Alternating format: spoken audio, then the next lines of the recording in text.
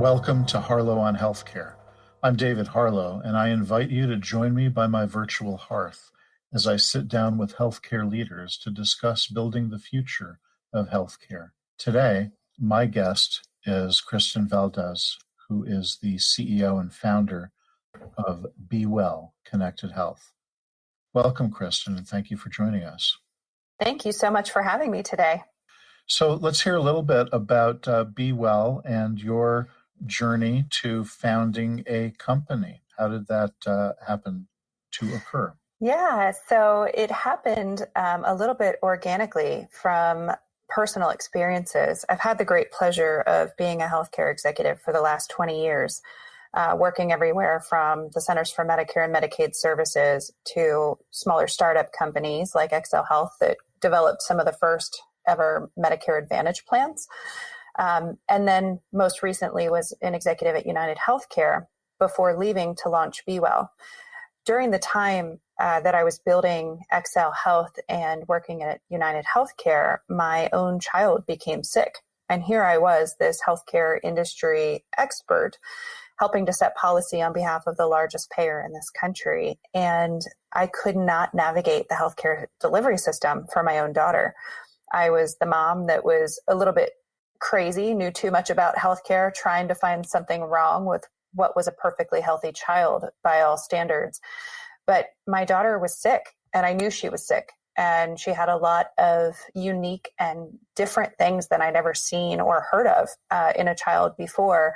So we went from doctor to specialist, and everyone telling me different diagnoses, different things, writing off her symptoms to family health history, and not really listening to me.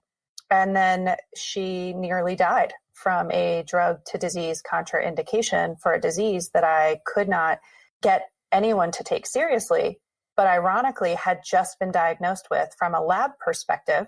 And there were two electronic medical record systems, one with her pediatrician and one with a specialist, that couldn't talk to one another.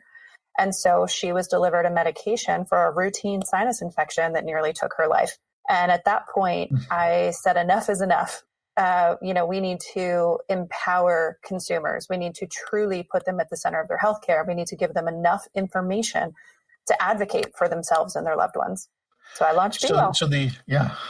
That's quite the journey, and incredibly frustrating. And it is crazy. I mean, we all have these stories. Those of us who are pretty close to the healthcare system have these stories, not necessarily as extreme as the one that you relate, but others that are just as troubling in a way that show that even with the tools at our disposal, we can't necessarily navigate this system or non-system successfully. So what you describe is called by some sort of an HIE of one, a health information exchange of one. Is that the idea? Is that the idea that all bits and bytes of information about an individual patient should flow through the control of that individual patient?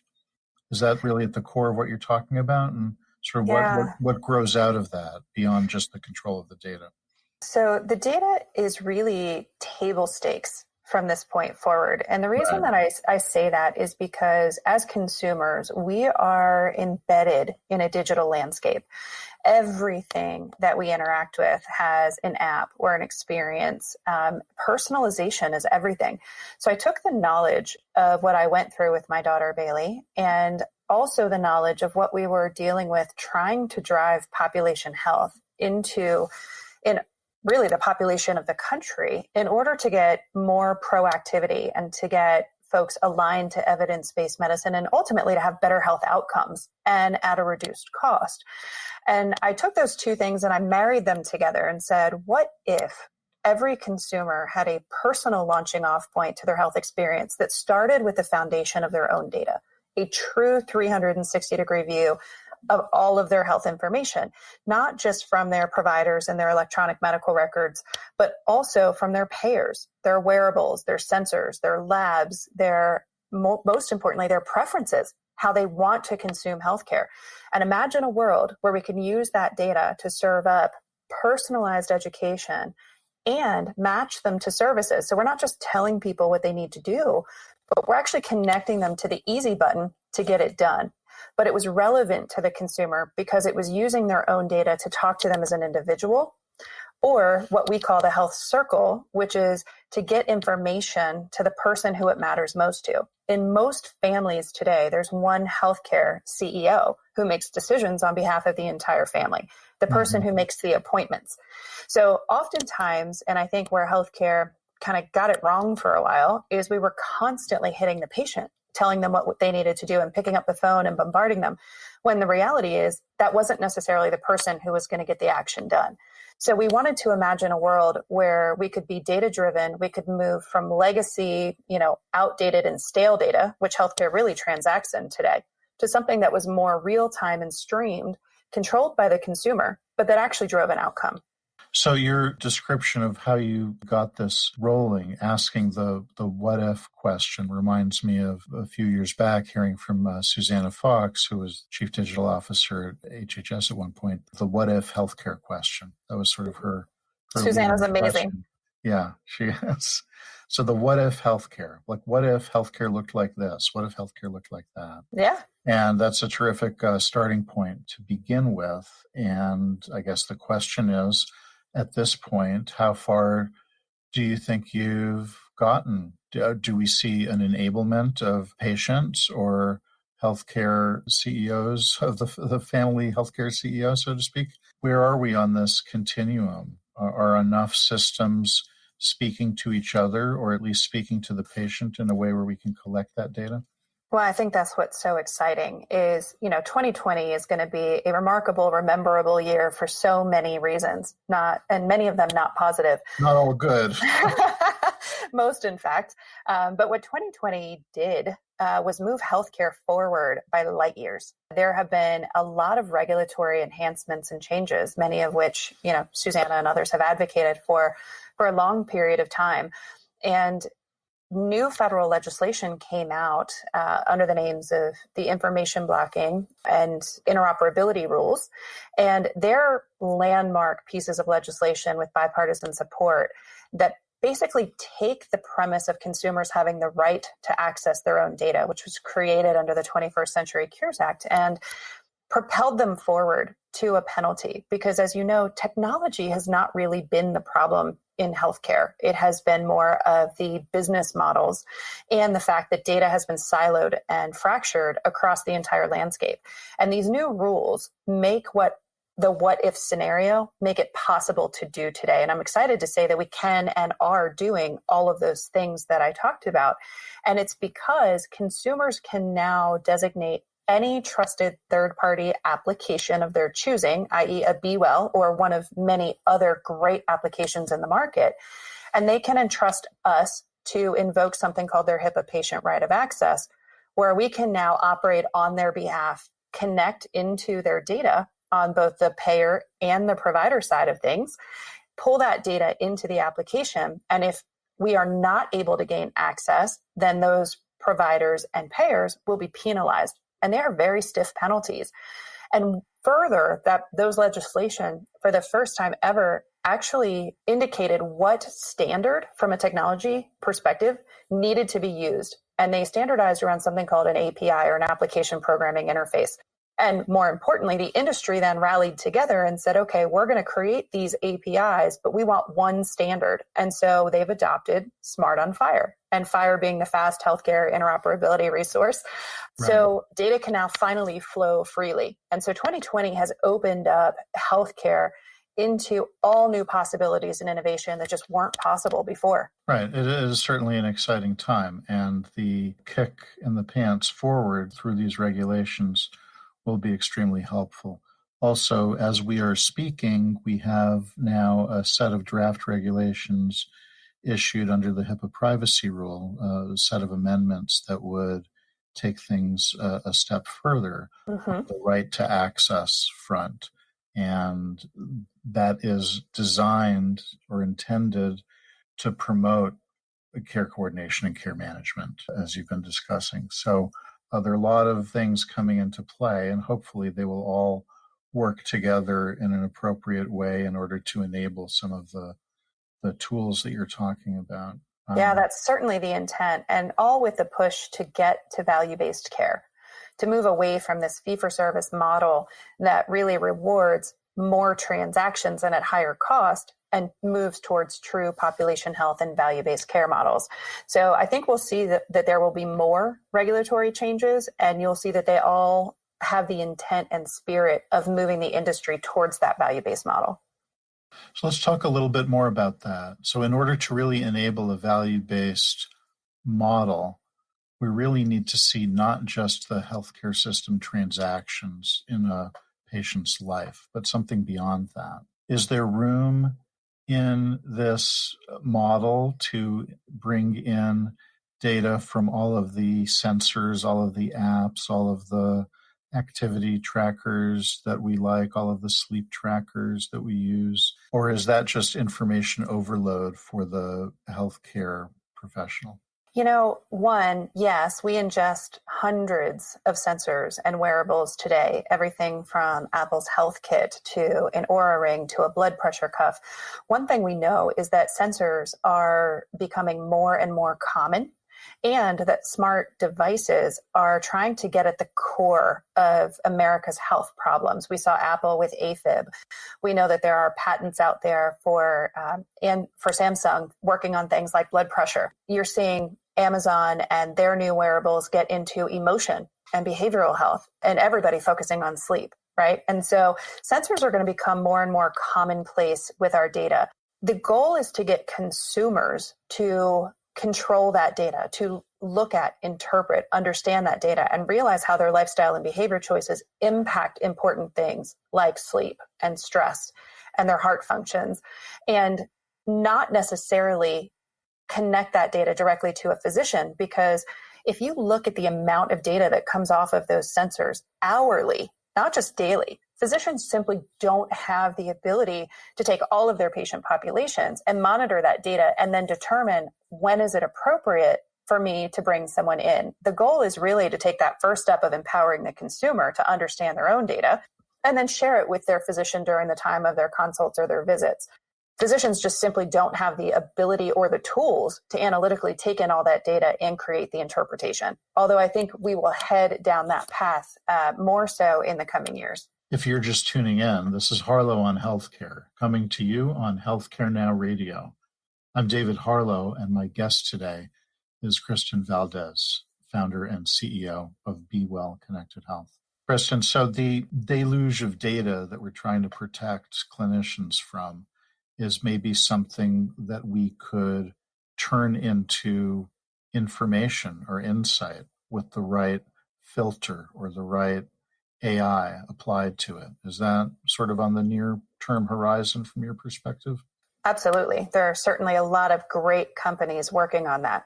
And it's really around making sure that the consumer understands their own data and can interpret what that means for themselves, and then is enabled and empowered to take action on that. Right. So it's not just about collecting and surfacing the data, it's presenting a way for an individual to understand their own data, or for a clinician to filter and understand their patient's data.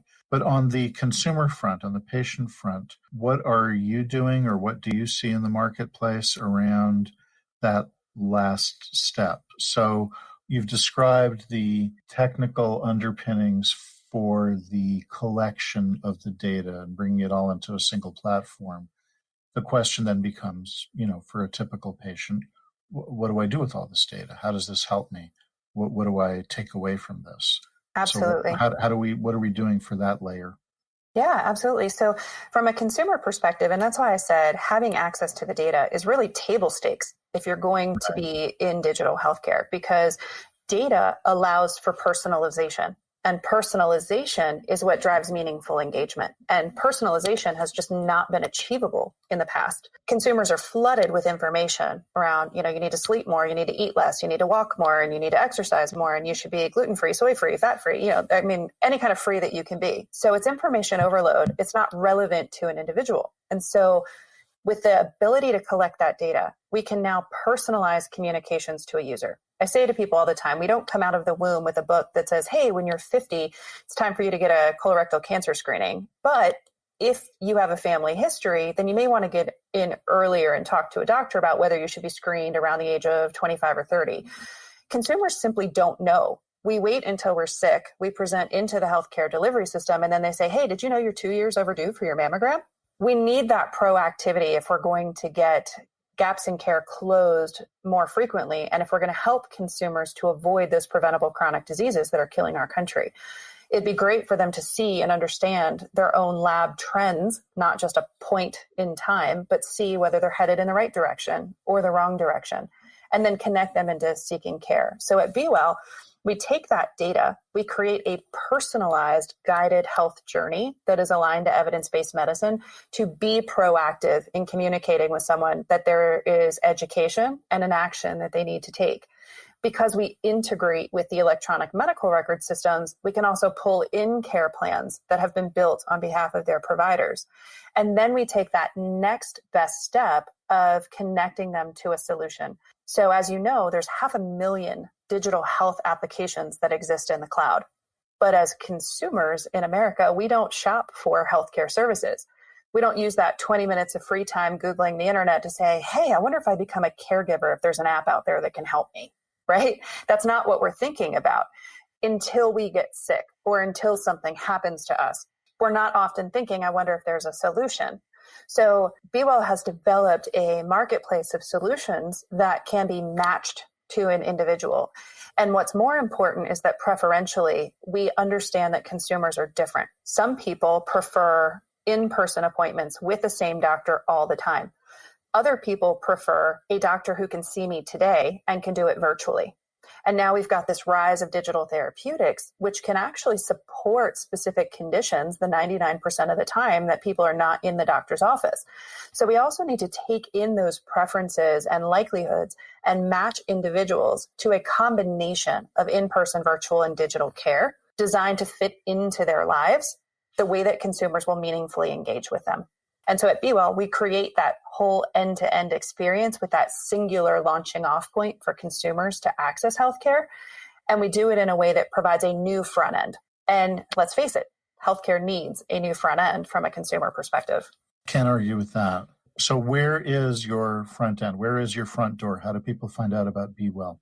Today, we work with businesses and stakeholders. It was important to us that this application be completely free to consumers because we believe it's their basic right to have access to their data and services.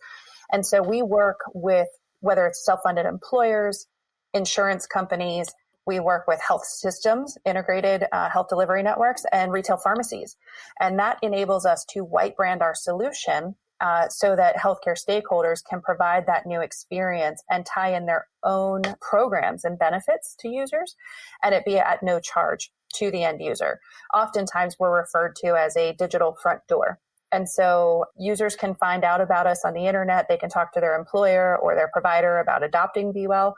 And oftentimes, they'll be delivered that without even knowing that it is b.well. Right, as a white labeled offering. That's right. And that is then a process of selling to employers or to self-funded plans or to insurance companies. And I guess the question is there an appetite for this? Is there an understanding of the ROI? Because that's what it comes down to from a business perspective, whether it's the employer or the health plan. Oh, absolutely. We talk about value-based care and how there's value here by keying into that approach, but where is the value to the ultimate payer here? Yeah, absolutely. And you're right. It's about value-based care. And keep in mind that the healthcare industry has really started to blur. When we look at employers, they've really become payers as we've moved more towards a self-funded model. Payers are acquiring physicians so that they have and can control quality within their benefit structure and network. And then you have health systems that are taking risk, whether it's through an accountable care organization or creation of their own plans. And then, of course, you have retail pharmacies that are jumping right into the front line of healthcare by offering primary care, as we just saw with Walgreens' investment in Village MD, and urgent care, as well as vision and hearing, and now even testing. So all of these worlds are merging because everyone is focused on population health and value-based care. So our value proposition actually exists no matter who you are from a stakeholder perspective, because what's been missing is the ability for any one of those stakeholders to, one, see the 360-degree view of an individual and then proactively bring them into the healthcare delivery system at the time they need it. And all of that is done with consumer consent. So we want to make sure that privacy and security are at the forefront of everything we do. So as a consumer, I can authorize my data to be shared with my provider. And my provider can then see not just their experience with me, but they can actually see all of my experiences across health. So and in the time of COVID, I will say things have accelerated massively. And the reason for that is that I would say pre-COVID, digital transformation was still being talked about as though it was innovative. And we were, of course, waiting for these rules to become final so that the data could transact more freely. But when a global pandemic hit the world, everything changed. Hospitals, in large part, and doctors' offices had to shut down. We had to move to virtual in a very big way. And b.well also integrates with telemedicine, right? Remember, we talked about in-person, virtual, and digital. We needed to get solutions out to people. That colorectal cancer screening may not have been happening in an ambulatory setting, but we could certainly take something like an b.well colorectal cancer FDA-approved toilet water test and get it to the home, right? So we had to adapt quickly to the methods by which we deliver healthcare. And so what we saw was a huge influx from all these stakeholders of having to get to digital transformation now. So we can do everything from COVID symptom and triage checking to safe return to work, attesting to the fact that you've not been exposed or you're not symptomatic. And then also making sure now that we can schedule people for vaccination and provide that digital immunity. So if somebody wants to, let's say, go on a cruise, that they can showcase that they have either been tested in a certain period of time or that they've already been vaccinated.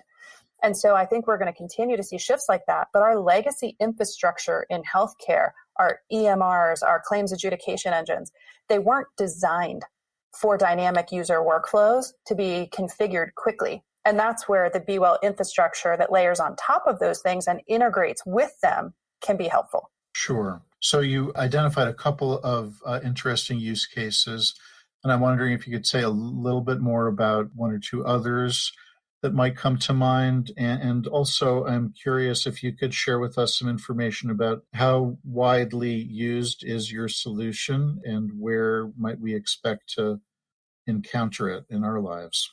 Yeah, absolutely. So we talked a little bit about kind of the COVID use cases, but what's great about what's happening in the industry right now is that there's all kinds of new use cases that can be made available. So one is identifying the right people who have needs and proactively driving them into the system. So for our healthcare systems, we can identify people who qualify for, let's say, a diabetes program or a kidney program, a behavioral or mental health program, and we can drive new enrollees in very quickly because we get to know the individual through their data and their needs. We can qualify them for programs, even if they haven't presented into the system or submitted a claim if you're an insurance carrier.